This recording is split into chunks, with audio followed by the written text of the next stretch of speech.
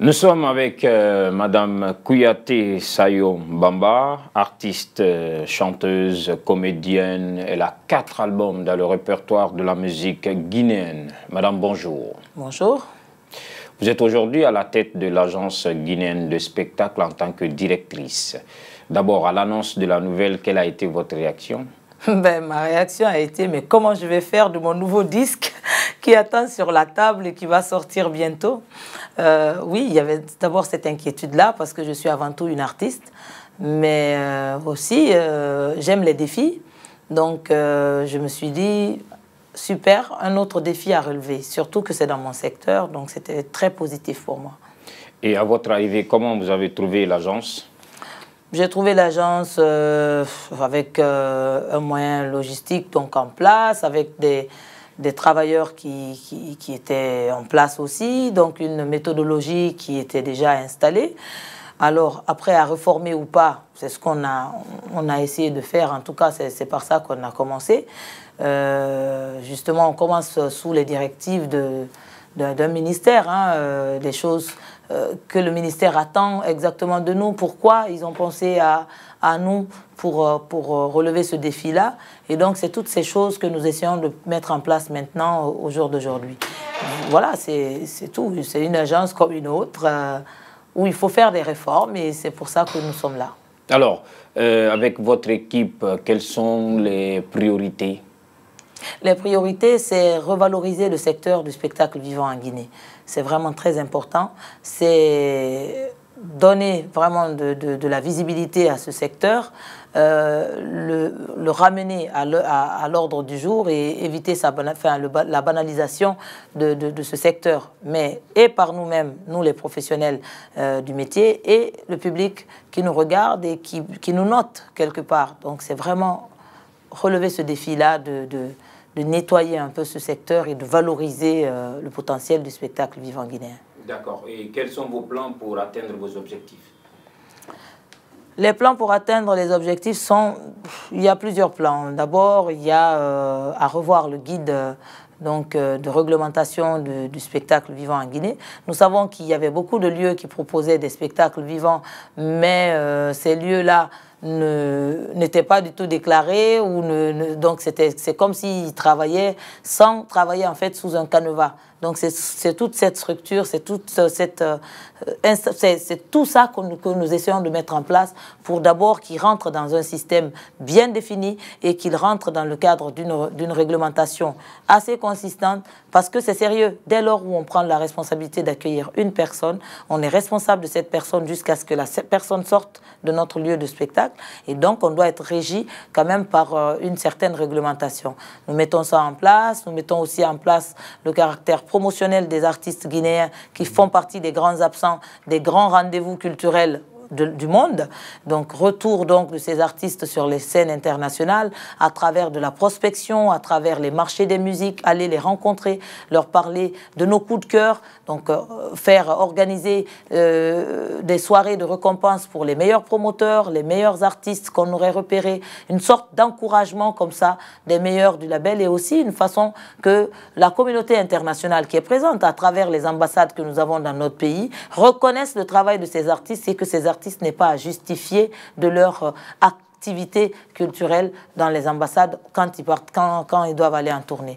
Normalement, un artiste, on ne devrait pas bloquer un artiste pour aller faire des représentations. Maintenant, quand il y a abus, quand les artistes ne sont pas des vrais artistes, on est obligé quand même de les bloquer. Donc, c'est tout ce nettoyage que nous allons faire. Nous allons aider les ambassades à identifier les vrais artistes. Nous allons faire un travail de partenariat pour justement valoriser les deux secteurs. Ce n'est ni bon pour nous que nos artistes soient refusés pour aller dans des festivals de musique du monde, et ce n'est ni bon pour l'ambassade de donner des visas à des gens qui ne sont pas des artistes. Donc le travail que nous allons faire, c'est un peu ça, essayer de réglementer tout ça. Et puis il y a aussi le caractère sécuritaire sur les lieux de spectacle qui nous tient beaucoup à cœur, faire en sorte que les programmateurs respectent les normes sécuritaires pour accueillir le public, et des normes qui feront que les gens vont en toute quiétude envoyer leurs enfants regarder les spectacles en se disant il y a peut-être risque, mais il n'y a pas de risque majeur. Toutes les dispositions sont prises pour éviter les catastrophes. Donc c'est un peu dans ça que nous nous lançons. Et le chemin est parsemé de beaucoup de contraintes, d'embûches et tout, mais nous allons essayer avec mon directeur adjoint, Maury Traoré, on va essayer de relever ce défi-là, de travailler à la source et puis d'essayer de nettoyer un peu le secteur. Alors, qui parle de la rivalisation de la culture, parle donc des salles de spectacle. Chez nous, on n'en a pas assez. Comment comptez-vous faire? Ben, justement, par rapport aux salles de spectacle, moi, je ne pense pas qu'il n'y en ait pas assez. Je pense qu'il peut y en avoir plus, effectivement, et que ce n'est pas forcément du ressort de l'État à avoir les salles. Les privés peuvent construire les salles, mais encore faudrait-il que ces salles soient bien gérées et soient rentables.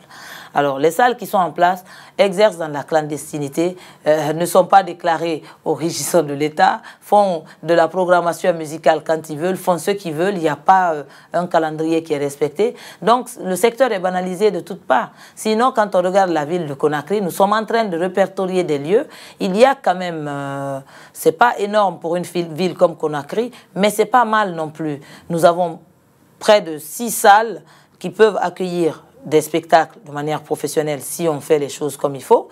Nous avons aussi des espaces extérieurs qui peuvent accueillir des artistes, de la même manière qu'on a aussi des espaces ouverts, des esplanades, pas seulement là, il y a les stades. Dans les autres pays, il y a une réelle organisation et une réelle volonté de gérer tout ça. Alors oui, vous allez me dire, comment les autres ont réussi? C'est en centralisant un petit peu au niveau des sorties toutes ces réservations-là. C'est en faisant en sorte, donc ça permet quoi en centralisant? Ça permet de sécuriser justement par rapport aux locations des promoteurs, de leur dire voilà, vous louez cet espace-là, c'est garanti, vous allez pouvoir faire votre spectacle en toute quiétude, mais en échange, ça garantit aussi le promoteur que l'organisateur, le propriétaire des murs, que le promoteur n'annule pas à la veille d'un événement et que le propriétaire se retrouve sans rien et sans possibilité de louer la salle pour rentabiliser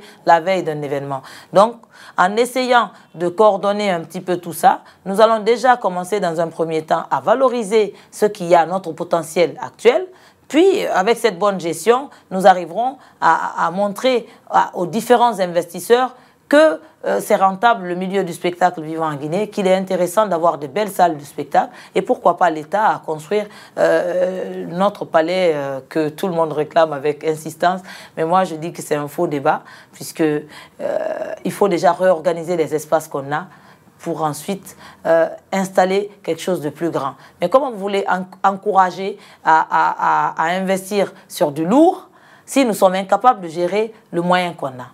Donc déjà, dans un premier temps, réorganiser ce secteur et ensuite, très rapidement, miser sur quelque chose de plus grandiose pour valoriser effectivement notre pays davantage, mais petit à petit, quoi. D'accord. Madame, on sait que vous avez une carrière musicale à gérer. Vous avez la confiance de l'État pour donner de la valeur à l'image du spectacle guinéen, mais aussi vous avez un foyer à gérer. Est-ce que tout cela est facile? Ben, les choses ne sont pas toujours faciles. J'ai le foyer à gérer, j'ai l'agence guinéenne à gérer, j'ai ma carrière musicale, j'ai mes parents aussi, je suis la fille de quelqu'un.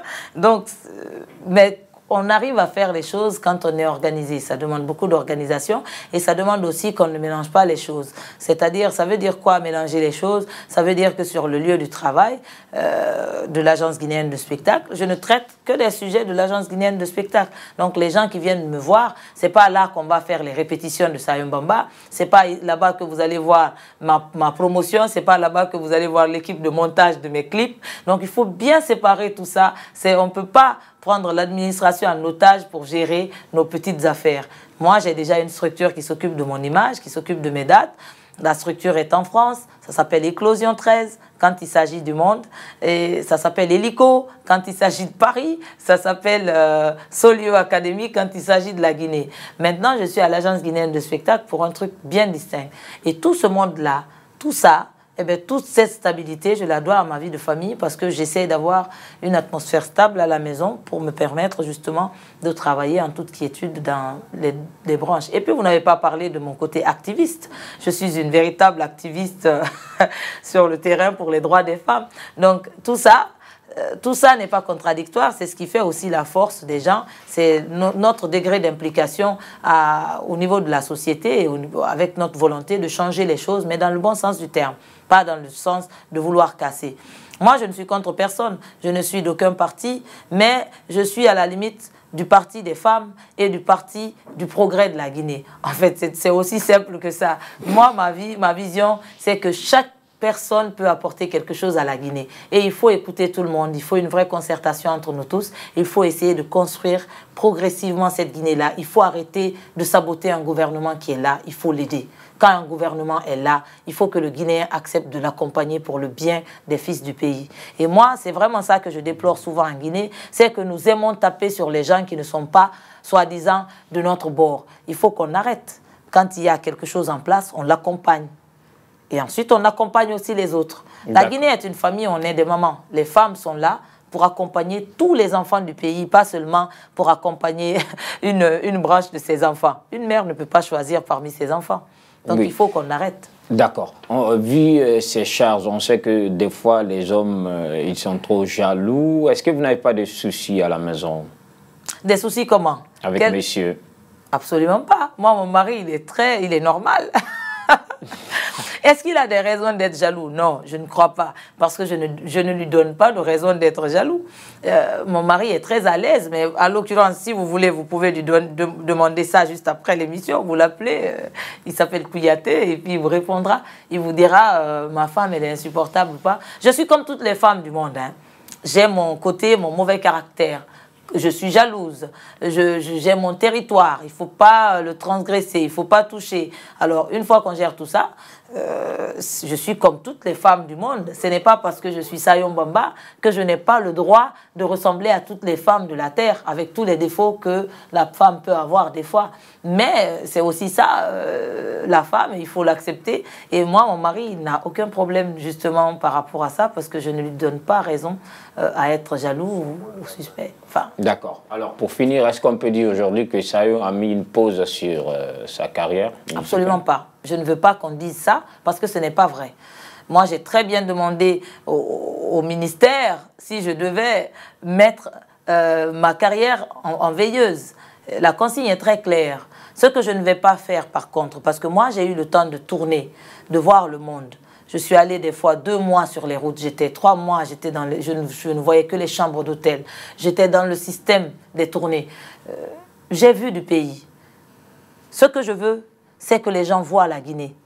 Ce que je veux, c'est que les artistes guinéens, moi j'ai des vrais coups de cœur ici, il y a des artistes que j'aime beaucoup, que j'ai envie que l'Europe découvre. J'adore les Gabas. Je lui ai dit, il va falloir que vous alliez en tournée, il va falloir que vous alliez à la conquête du monde, parce que votre musique elle est belle et vous pouvez aller loin. J'adore Koundou Waka, il faut qu'il aille sur les grandes scènes internationales. J'adore Diankine Kouyaté qui joue dans la famille du Sosobala et qui réconcilie avec cette branche-là.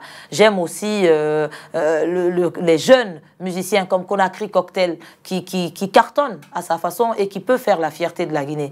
Moi, mon idée, c'est de mettre en avant tous ces groupes guinéens qu'on a. Et puis, on a l'ensemble instrumental qui est une vraie mine d'or qu'il faut ramener au goût du jour et exploiter au niveau de l'image du pays et donner envie aux gens de revenir en Guinée. Donc, on a beaucoup d'entités. Le Ballet national de Liba, il y a le Théâtre national de Guinée à travers sa dernière création. Il y a des vrais challenges. Alors, moi, je ne mets pas ma carrière entre parenthèses. Ce que je mets entre parenthèses, c'est ma volonté à aller, moi, sur cette tournée internationale-là.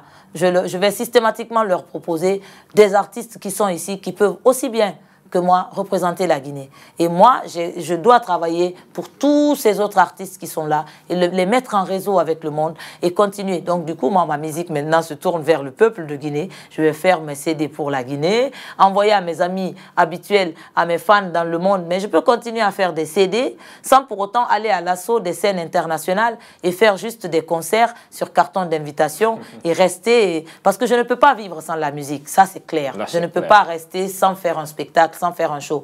On a vu notre ami, frère, père, tout ce que vous voulez au Sénégal, Youssou N'Dour, quand il est passé, il n'a pas cessé de faire les concerts pour autant. Il est revenu encore. Mais oui, on a un virus, on ne peut plus le lâcher. Ça reviendra encore.